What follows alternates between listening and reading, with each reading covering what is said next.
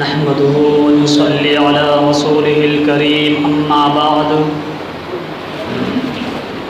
فأعوذ بالله من الشيطان الرجيم بسم الله الرحمن الرحيم يا أيها النبي لم تحرم ما أحل الله لك وقال الله تبارك وتعالى في مقام آخر قل لا أملك لنفسي نفعا ولا ضرا إلا ما شاء الله وقال تبارك وتعالى في مكان آخر إنك لا تهدي من أحببت ولكن الله يهدي من يشاء صدق الله مولانا العظيم وصدق رسوله النبي الكريم ونحن على ذلك من الشاهدين والشاكرين والحمد لله رب العالمين دو رنگی چھوڑ دے یک رنگ ہو جا دو رنگی چھوڑ دے یک رنگ ہو جا سراسر موم ہو جا یا سنگ ہو جا میرے عزیز ساتھیوں اور بزرگوں، جب سے یہ دنیا بنی، یہ دنیا اختلاف کی آماج گاہ، اختلاف کا محل، اختلاف کی جگہ رہی ہے۔ ہر زمانے میں اختلاف رہا ہے۔ ہر زمانے میں دو طرح کی جماعت بنی ہے، ایک حق اور ایک باطل۔ جب اللہ کے رسول صلی اللہ علیہ وسلم مکے کی سرزمین پر مبعوث ہوئے، مکے کی سرزمین پر نبوت کا اعلان کیا،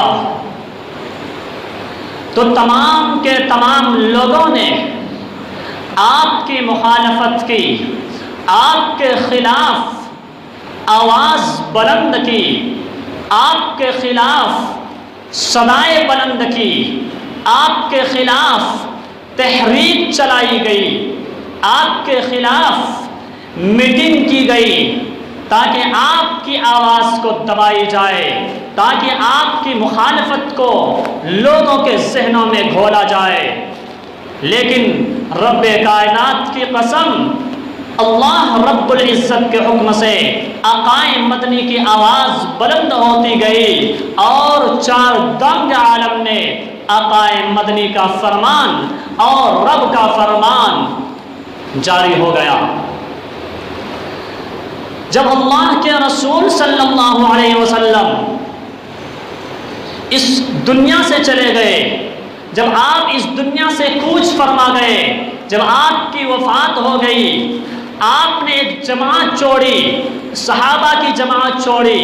صحابہ کے بعد تابعین کا زمانہ آیا، تابعین کے بعد تبع تابعین کا زمانہ آیا، اسی طرح ائمہ مجتہدین کا زمانہ آیا۔ دین میں بگاڑ اور شریعت میں اختلاف ہونے لگا۔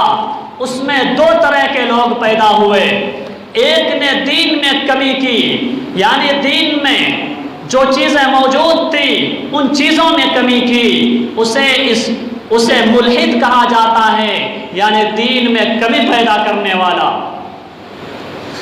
دوسری جماعت پیدا ہوئی جس نے دین میں اضافہ کیا، جس نے شریعت میں مداخلت کی، جس نے شریعت میں زیادتی کی، اسے دین میں اضافہ کرنے والا یعنی بدعتی اور بریلوی کہا جاتا ہے۔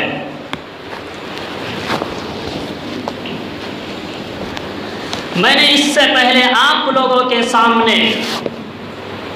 ایک عقیدہ بیان کیا تھا، جو بدعتی یعنی دین میں اضافہ کرنے والا، جو دین میں بڑھوتری کرنے والا، دین میں نئی چیز کو داخل کرنے والے ہیں، ان چیزوں کے ان لوگوں کے بارے میں نے ایک عقیدہ بیان کیا تھا۔ وہ عقیدہ حاضر و ناظر کا عقیدہ تھا، یعنی حاضر و ناظر کا عقیدہ یہ صرف اللہ تبارک و تعالیٰ کے لیے ہے، لیکن انہوں نے یعنی دین میں اضافہ کرنے والے بدعتیوں نے حاضر و ناظر کا عقیدہ اللہ کے نبی کے لیے اور پیغمبروں کے لیے اور ولیوں کے لیے مانا۔ اس سلسلے میں نے ماقبل پچھلے جمعے میں گفتگو کی تھی۔ آج میں انہی کے عقائد میں سے کہ جو عقیدہ شریعت میں موجود نہیں تھا، جو سوچ اہل اسلام کی نہیں تھی، جو نظریہ اہل اسلام کا نہیں تھا، جو فکر اہل اسلام کی نہیں تھی، اس فکر کو اسلام کے اندر داخل کیا، اس فکر کو قرآن و حدیث سے ثابت کرنا چاہا۔ دوسرا عقیدہ ہے مختار کل۔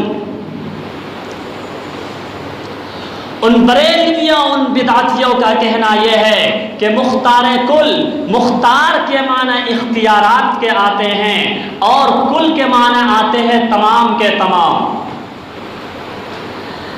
یعنی وہ کہتے ہیں کہ تمام کے تمام اختیارات، تمام چیزوں کے مالک، تمام چیزوں کے ذمہ دار جس طرح اللہ تبارک و تعالی ہے، اسی طرح رسول اللہ صلی اللہ علیہ وسلم بھی اور اولیاء اللہ بھی ہے۔ یعنی جو اللہ تبارک و تعالیٰ کر سکتا ہے وہی رسول اللہ بھی کر سکتا ہے، وہی اولیاء اللہ بھی کر سکتے ہیں۔ یہ عقیدہ ہے ان بریلویوں کا، یہ عقیدہ ہے ان بدعتیوں کا جنہوں نے دین میں اضافہ کیا، جنہوں نے دین میں ایک نئی چیز کا ایجاد کیا۔ میرے عزیزو،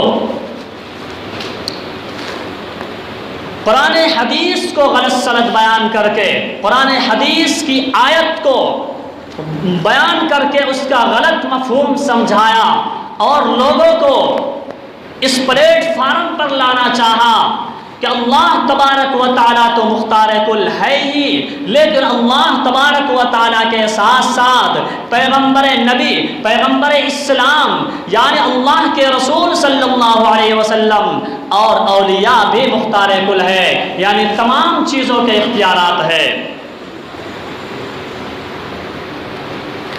اور اس سلسلے میں انہوں نے غلط دلیل، غلط قسم کی دلیل بیان کی۔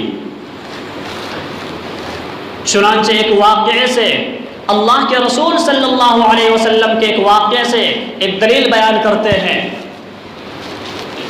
جنگ احد کا میدان ہے، اللہ کے رسول صلی اللہ علیہ وسلم کے صحابہ کرام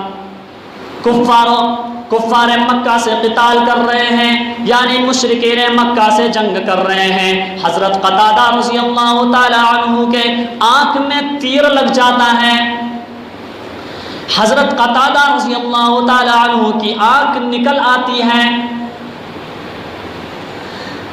قتادہ رضی اللہ تعالی عنہ آنکھ کو اپنے ہاتھ میں لے کر اللہ کے رسول صلی اللہ علیہ وسلم کی خدمت میں حاضر ہوتے ہیں اور یوں عرض کرتے ہیں، اے اللہ کے رسول، جنگ کرتے کرتے میرے آنکھ میں تیر لگ گیا، جس کی بنا پر میری آنکھ نکل گئی۔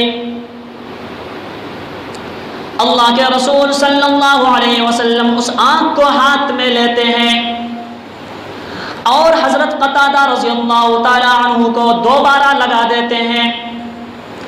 حضرت قتادہ رضی اللہ تعالی عنہ کہتے ہیں، جب اللہ کے رسول صلی اللہ علیہ وسلم نے اس آنکھ کو دوبارہ لگا دیا تو اس آنکھ کی روشنی پہلے سے زیادہ اور بڑھ گئی، پہلے سے زیادہ اور روشن ہو گئی۔ جس آنکھ سے اتنی زیادہ نہیں دکھ رہی تھی، لیکن جب اس آنکھ کو اللہ کے رسول صلی اللہ علیہ وسلم نے لگایا، وہ آنکھ اور زیادہ دیکھنے لگی۔ تو بریلویوں نے یوں کہا، بدعتیوں نے یوں کہا، دیکھو اللہ کے رسول صلی اللہ علیہ وسلم نے حضرت قتادہ رضی اللہ تعالی عنہ کے آنکھ لگا دی تو اللہ کے رسول صلی اللہ علیہ وسلم مختار کل ہو گئے۔ جب اللہ کے رسول صلی اللہ علیہ وسلم آنکھ لگا رہے تھے تو اللہ کے رسول صلی اللہ علیہ وسلم نے آنکھ لگائی، اور آنکھ لگانے کے بعد اللہ تبارک و تعالیٰ سے دعا کی، اے اللہ قتادہ رضی اللہ تعالی عنہ کی آنکھ کو درست فرما دے۔ تو ان بریلویوں نے عقائد مدنی کے اس واقعے کو دلیل بنا کر امت کو گمراہ کرنا چاہا، اور یوں کہا رسول اللہ صلی اللہ علیہ وسلم نے آنکھ لگا دی۔ پورا واقعہ بیان نہیں کیا، پوری حدیث بیان نہیں کی، بلکہ حدیث کا ایک حصہ، حدیث کا ایک جز لے لیا اور یوں سمجھا دیا کہ اللہ کے رسول صلی اللہ علیہ وسلم نے آنکھ لگا دی، اس وجہ سے اللہ کے رسول صلی اللہ علیہ وسلم مختار کل ہو گئے۔ اللہ کے رسول صلی اللہ علیہ وسلم نے آنکھ درست فرما دی، انہوں نے اس کو دلیل بنا دیا۔ اسی طرح میرے عزیزوں مختار کل کے سلسلے میں اللہ کے رسول صلی اللہ علیہ وسلم کے تمام چیزوں کے اختیارات کے سلسلے میں بریلوی ایک عقیدہ بیان کرتا ہے، ایک واقعہ بیان کرتا ہے۔ اللہ کے رسول صلی اللہ علیہ وسلم کے صحابہ جنگ سے واپس آ رہے تھے، عصر کا وقت ہو رہا تھا، عصر کی نماز پڑھنے والے ہی تھے، کسی دوسری مشغولیات کی وجہ سے تمام کے تمام صحابہ کرام مشغول ہو گئے دوسری چیزوں میں، جس کی بنا پر عصر کا وقت نکل گیا اور مغرب کے وقت سورج غروب ہو گیا۔ عصر کے وقت نکل گیا، عصر کا وقت نکل گیا اور مغرب کے وقت ہو گیا اور سورج غروب ہو گیا۔ تو اللہ کے رسول صلی اللہ علیہ وسلم نے دعا کی، یا اللہ عصر کی نماز قضا ہو گئی، آپ سورج کو پھر سے طلوع فرما دیجئے۔ جب اللہ کے رسول صلی اللہ علیہ وسلم نے یہ دعا کی تو اللہ تبارک و تعالیٰ کے حکم سے سورج دوبارہ غروب ہو گیا، سورج دوبارہ نکل آیا، سورج دوبارہ طلوع ہو گیا۔ تو بریلویوں نے یہ عقیدہ گھڑا، بریلویوں نے یہ عقیدہ بنایا، بدعتیوں نے یہ عقیدہ بنایا کہ دیکھو اللہ کے رسول صلی اللہ علیہ وسلم نے ڈوبے ہوئے سورج کو نکال دیا، لیکن آپ جب اس واقعے پر غور کریں گے، جب آپ اس واقعے پر ذہن لگا کر سوچیں گے تو آپ کو پتہ لگے گا، آپ کے سامنے یہ بات کھل کر آشکارا ہو جائے گی، یہ بات کھل کر سامنے آ جائے گی کہ جب اس سورج کو اللہ تبارک و تعالی اللہ کے رسول صلی اللہ علیہ وسلم واپس فرما رہے تھے تو اللہ تبارک و تعالیٰ سے یہ دعا کی تھی، یا اللہ اس سورج کو واپس فرما دے۔ تو اللہ تبارک و تعالیٰ کے رسول نے، اللہ کے رسول صلی اللہ علیہ وسلم نے اللہ تبارک و تعالیٰ سے دعا کی، جس کی بنا پر سورج دوبارہ طلوع ہو گیا، دوبارہ سورج نکل گیا۔ اس واقعے کو دلیل پکڑ کر امت کو گمراہ کیا اور یوں کہا دیکھو سورج کو اللہ کے رسول نے واپس لے آیا، اس وجہ سے اللہ کے رسول صلی اللہ علیہ وسلم مختار کل ہو گئے۔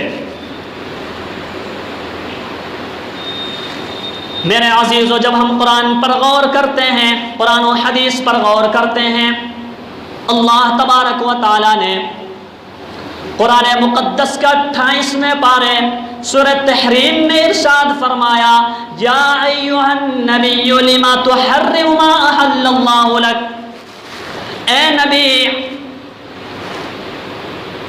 جس چیز کو اللہ تبارک و تعالیٰ نے آپ کے لیے حلال قرار دیا ہے، جس چیز کو اللہ تبارک و تعالیٰ نے آپ کے لیے جائز قرار دیا ہے، آپ نے اسے کیوں حرام قرار دے دیا؟ آپ نے اس چیز کو کیوں حرام بنا دیا؟ جس چیز کو اللہ تبارک و تعالیٰ نے حلال کر دیا اس چیز کو آپ نے حرام کیوں کیا؟ یہ اللہ تبارک و تعالیٰ رسول اللہ کو کہہ رہے ہیں۔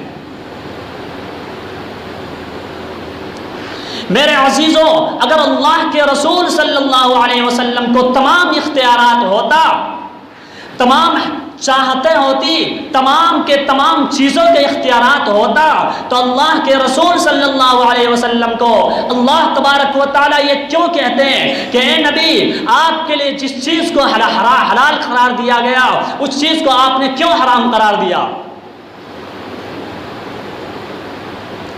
میرے عزیزوں، آئیے،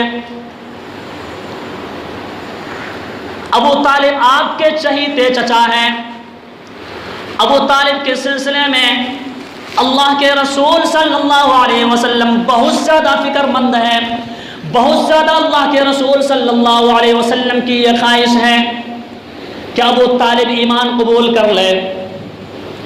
ابو طالب کا آخری وقت ہے، موت کا وقت قریب ہے، کفار مکہ پاس میں بیٹھے ہوئے ہیں، سرہانے بیٹھے ہوئے ہیں، اللہ کے رسول صلی اللہ علیہ وسلم بھی بیٹھے ہوئے ہیں۔ اللہ کے رسول صلی اللہ علیہ وسلم ابو طالب سے کہتے ہیں، اب چچا جان، آج آپ میرے کان میں کلمہ پڑھ دیجئے، کل قیامت کے دن میں آپ کی سفارش کروں گا۔ ابو طالب کہتا ہے کہ بھتیجا، اگر میں نے کلمہ آج پڑھ لیا تو ان کفاروں کو، ان لوگوں کو کیا جواب دوں گا؟ میری گردن نیچے ہو جائے گی۔ اللہ کے رسول صلی اللہ علیہ وسلم دوبارہ کہتے ہیں، اے چچا جان، آپ اسلام قبول کر لیجئے، آپ کلمہ پڑھ لیجئے۔ اللہ کے رسول صلی اللہ علیہ وسلم کی آنکھوں سے آنسو بہہ رہے ہیں اور یوں کہہ رہے ہیں، اللہ، اے چچا جان، آپ اسلام قبول کر لیجئے، آپ میرے کان میں کلمہ پڑھ دیجئے، میں قیامت کے دن سفارش کر دوں گا۔ لیکن چچا جان اسلام قبول نہیں کر رہے ہیں، چچا جان نے اسلام قبول نہیں کیا۔ ابو طالب کی کفر کی حالت میں موت آئی۔ رب کائنات نے قرآن مقدس میں ارشاد فرما دیا، انک لا تہدی من احببت ولکن اللہ یہدی من یشاء۔ اے نبی، جس کو میں ہدایت دینا چاہوں اسی کو ہدایت مل سکتی ہے، جس کو آپ ہدایت دینا چاہیں آپ ہدایت نہیں دے سکتے۔ اللہ کے رسول صلی اللہ علیہ وسلم کو روک دیا گیا اور یوں کہا گیا، آپ ہدایت کے ذمہ دار نہیں ہیں، آپ کو ہدایت کے اختیار نہیں ہے، آپ ہدایت کے مالک نہیں ہیں، بلکہ ہدایت کا مالک تو میں ہوں۔ اگر میرے عزیزوں اللہ کے رسول صلی اللہ علیہ وسلم مختار کل ہوتے، اگر اللہ کے رسول صلی اللہ علیہ وسلم کو تمام اختیارات ہوتا تو اللہ کے رسول صلی اللہ علیہ وسلم چچا جان کو، جس کے سلسلے میں رو رہے تھے، جس کی وجہ سے آنکھوں سے آنسو بہ رہے تھے، اس کو ہدایت دے دیتے، کفر کی حالت میں موت نہ ہوتی۔ اللہ تبارک و تعالی قرآن مقدس میں ارشاد فرما رہا ہے، قُلْ لَا أَمْلِكُ لِنَفْسِي نَفْعًا وَلَا ضَرًّا إِلَّا مَا شَاءَ اللَّهُ۔ اے نبی، لوگوں کو یہ پیغام پہنچا دو، لوگوں کو یہ کہہ دو، میں تمہارے لیے کسی نفع نقصان کا مالک نہیں ہوں۔ اگر نفع دینے والا ہے تو وہی ذات دینے والی ہے، اگر نفع دینے والی ذات ہے تو وہی ذات ہے، اگر نقصان دینے والی ہے تو وہی ذات ہے۔ دنیا میں کوئی بھی شخص، اللہ کے رسول صلی اللہ علیہ وسلم نے فرمایا، تمام کے تمام کہ روئے زمین کے لوگ جمع ہو جائیں اور کسی شخص کو نقصان پہنچانا چاہیں، اگر اللہ تبارک و تعالی اسے نقصان نہ پہنچانا چاہے تو کوئی نقصان نہیں پہنچا سکتا۔ چاہے اولیاء جمع ہو جائے، چاہے انبیاء جمع ہو جائے، چاہے قطب جمع ہو جائے، چاہے ابدال جمع ہو جائے، روئے زمین کے تمام بادشاہ جمع ہو جائے، تمام کے تمام حکمراں جمع ہو جائے، اسے نقصان نہیں پہنچا سکتا۔ اور اگر اللہ تبارک و تعالی کسی کو نفع پہنچانا چاہے، اگر اللہ تبارک و تعالی کسی کو نقصان پہنچانا چاہے، پوری دنیا کے افراد جمع ہو جائے، اور اسے نفع پہنچانا چاہے تو اسے نفع نہیں پہنچ سکتا. تو پتہ یہ چلا کہ انبیاء کرام علیہم السلام کو تمام کے تمام اختیارات نہیں ہے، بلکہ اختیارات کا مالک، تمام ذمہ داری، تمام چیزوں کا مالک اللہ تبارک و تعالی ہے. یہ مسلمانوں کا عقیدہ ہونا چاہیے. یہی قرآن کہتا ہے، یہی رسول اللہ کا فرمان کہتا ہے، یہی احکام شریعت کہتے ہیں، یہی شریعت بتاتی ہے کہ تمام چیزوں کا اختیار اللہ تبارک و تعالیٰ کو ہے. لیکن ان بدعتیوں نے، ان بریلویوں نے لوگوں کو گمراہ کیا اور یوں کہا اولیاء اللہ بھی مختار کل ہے، اولیاء اللہ بھی تمام چیزوں کو دے سکتے ہیں. میرے عزیزو، جس کی بنا پر امت میں یہ بگاڑ پیدا ہوئے کہ لوگ اولیاء اللہ کی قبروں پر جانے لگے، اولیاء اللہ کی قبروں پر جا کر اولاد مانگنے لگے، اس سے مرادیں مانگنے لگے، اس کے نام پر بکرے ذبح کرنے لگے. یاد رکھنا میرے عزیزو، کسی ولی کے نام پر، کسی قبر پرست کے نام پر، کسی قبر والوں کے نام پر، کسی بزرگ کے نام پر اگر بکرے کو ذبح کیا جائے، بکرے کو حلال کیا جائے تو وہ حلال نہیں ہوگا بلکہ وہ حرام ہوگا. قرآن کریم میں اللہ تبارک و تعالی ارشاد فرماتا ہے وَلَا تَأْكُلُوا مِمَّا لَمْ يُذْكَرِ اسْمُ اللَّهِ عَلَيْهِ، تم اس جانور کو مت کھانا جس پر اللہ کا نام نہ لیا گیا ہو. یعنی کسی اور کے نام پر اس کو حلال کیا گیا ہو، کسی اور کے نام پر اس کو ذبح کیا گیا ہو، وہ حلال نہیں بلکہ حرام ہے. میرے عزیزو، لوگ اولیاء اللہ کی قبروں پر جانے لگے، اولیاء اللہ سے مرادیں مانگنے لگے. صابر کلیری کے قبروں پر، خواجہ معین الدین چشتی کے قبروں پر، بابا فرید الدین گنج شکر کے قبروں پر، اولیاء نظام الدین اولیاء کے قبروں پر جانے لگے اور ان سے مرادیں مانگنے لگے اور ان سے فریاد کرنے لگے، اس کو نفع نقصان کا مالک سمجھنے لگے. جب اس عقیدے کو امت کے سامنے پیش کیا، جب اس عقیدے کو لوگوں کو سمجھایا کہ اولیاء اللہ بے مختار کل ہے، تو لوگ قبروں پر جانے لگے اور یوں کہنے لگے کہ اولیاء اللہ اولاد دینے والے ہیں. میرے عزیزو، آپ ان کے پیروں کے نام بھی نام سنیں گے تو آپ کو حیرت ہوگی کیسے کیسے نام ان کے پیروں کے ہوا کرتے ہیں. میرے عزیزو، اتر پردیش میں ایک ضلع سہارنپور ہے، وہاں پر ایک قبر میں ایک بابا ہے جس بابا کا نام گدھا بابا ہے. آپ بنگلور میں جائیے، وہاں پہ ایک بابا کا نام کھوٹا بابا ہے.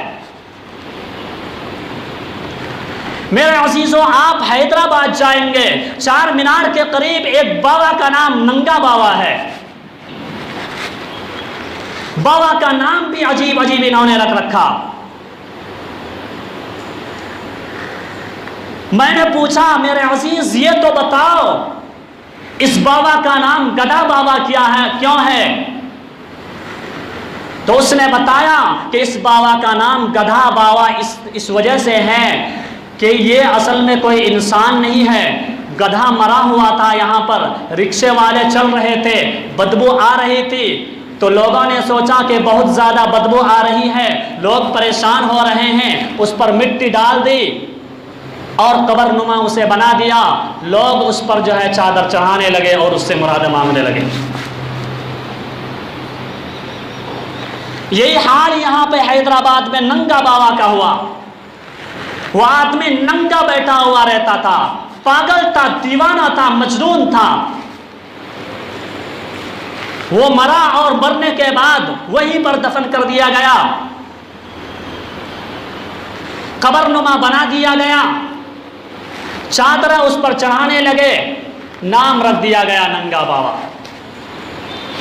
نام بھی عجیب عجیب ہوتے، ڈسکو بابا، یہ نام یہاں سے نہیں، یہ میڈ ان امریکہ ہے، یہ امریکہ سے بنا ہوا ہے۔ یہ آپ کو حیرت ہوگی، لوگ کہتے ہیں کہ قبروں پر جانے کے بعد اولاد ملتی ہے۔ میرے عزیزوں، آپ کو میں ایک واقعہ سناؤں گا تو آپ کو حیرت ہوگی۔ ممبئی میں ایک قبر ہے جو حاجی علی کے نام سے مشہور ہے۔ وہاں پر بڑے بڑے لوگ اور وہاں پر بڑی بڑی ہیروئن، بہت ساری عورتیں، فاحشہ عورتیں بھی جاتی ہیں، وہاں پر اچھے اچھے لوگ بھی پہنچ جاتے ہیں۔ میرے عزیزوں، اسی طرح ایک شخص حاجی علی کی درگاہ پر پہنچا۔ اس نے بابا کے سامنے یہ کہا کہ بابا مجھے اولاد نہیں ہے، میں پریشان ہوں، میں تھک چکا ہوں، میں مسجدوں میں سجدہ کرتے ہوئے اللہ تبارک و تعالیٰ سے مانگتے ہوئے میں تھک چکا ہوں، بابا مجھے کوئی اولاد نہیں ہے، مجھے اولاد دے دو۔ وہ آدمی میاں بیوی دونوں کے دونوں اس مجاور سے ملے۔ اس مجاور نے اوپر سے نیچے دیکھا اور یوں کہا، اچھا اولاد نہیں ہے، کتنے دنوں سے نہیں ہے؟ یوں کہا 10 سال سے نہیں ہے۔ کہا اچھا 10 سال سے نہیں ہے؟ کہا ہاں 10 سال سے نہیں ہے۔ کہا اس کا علاج کرنا پڑے گا۔ کہا کس کا؟ کہا بیوی کا علاج کرنا پڑے گا۔ کہا کیسے؟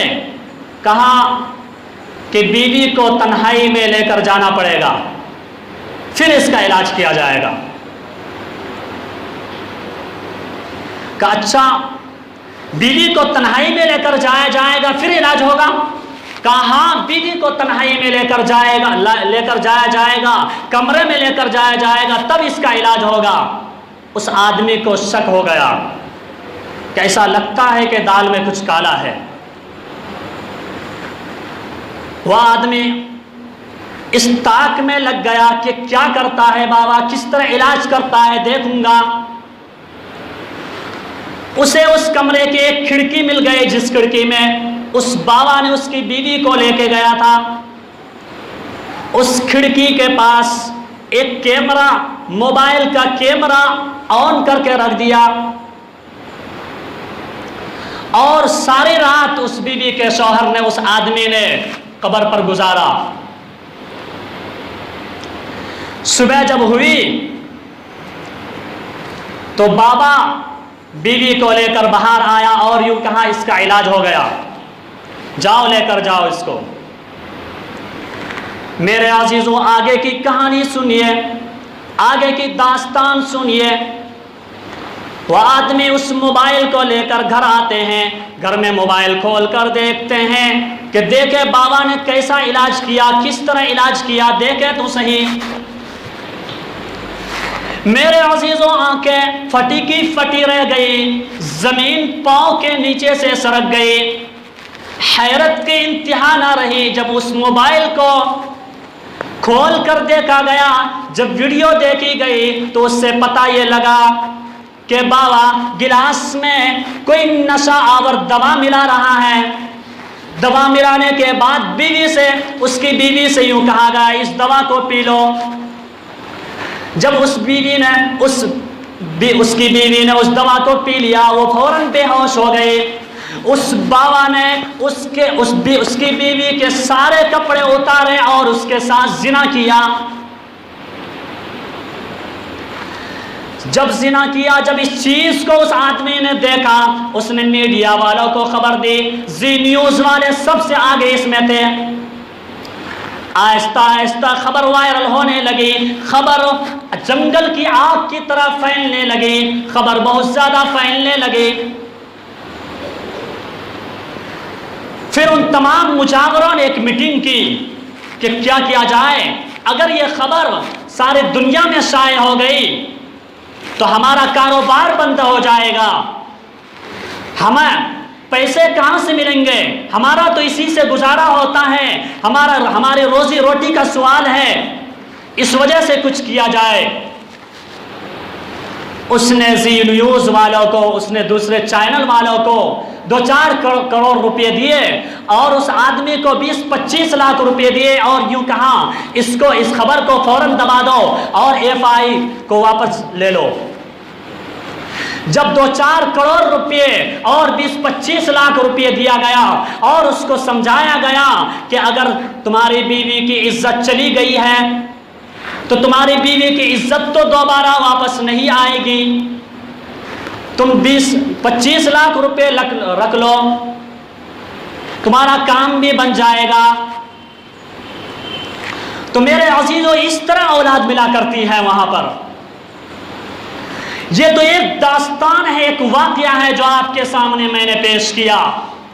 मैं खुद साबिर कलियरी की कब्र पर गया हूं, वहां के हालात को मैंने देखा, वहां के नज़ारे मैंने देखे, वहां के करिश्मे मैंने देखे, वहां पर जो हरामकारियां, वहां पर जो फहाशी, वहां पर जो उर्यानियत का बाजार गर्म किया जाता है, वो मैंने अपनी निगाहों से देखा है। ये हमारे कानों से सुनी हुई नहीं है, ये बल्कि देखी हुई है। 80-80 साल के बुढ़े, 70 साल के बुढ़े जब मिलाद का मौका आता है, साबिर कलियरी की कब्र पर हैप्पी बर्थडे कहकर गाते हैं और नाच गाने करते हैं और जवान औरतों के साथ, तवाइफों के साथ, बाजारी औरतों के साथ खुशियां मनाते हैं। यह है इन कब्रों का हाल। मैं भी ये सोचा करता था कि कब्रों पर जाने के बाद औलाद कैसे मिल जाया करती है। एक शख्स जिसने 10 साल तक अल्लाह के सामने सजदा रेज किया, जिसने अल्लाह से मांगा, औलाद नहीं मिली, एक दिन कब्र पर गया, उसे औलाद मिल गई। तो इस तरह औलाद मिला करती है। मेरे अजीजों, पूरे बयान का खुलासा, पूरी तकरीर का खुलासा और लब्बे लुबाब यही है कि नफा नुकसान का मालिक अल्लाह तबारक व तआला है। यही कुरान कहता है, नफा नुकसान का मालिक, औलाद का देने वाला अल्लाह तबारक व तआला की जात है। यही रसूलुल्लाह का फरमान कहता है। और तमाम चीज़ों का इख्तियार, इज्जत देने वाला, जिल्लत देने वाला, तमाम चीज़ों का इख्तियार अल्लाह तबारक व तआला को है। यही शरीयत कहती है, यही कानून इलाही कहता है, यही अल्लाह का फरमान कहता है, यही रसूलुल्लाह का फरमान कहता है। मेरे अजीजों, कुरान पर और रसूलुल्लाह की हदीस पर हम सभी को अमल करने की तौफीक मरहमत फरमाए।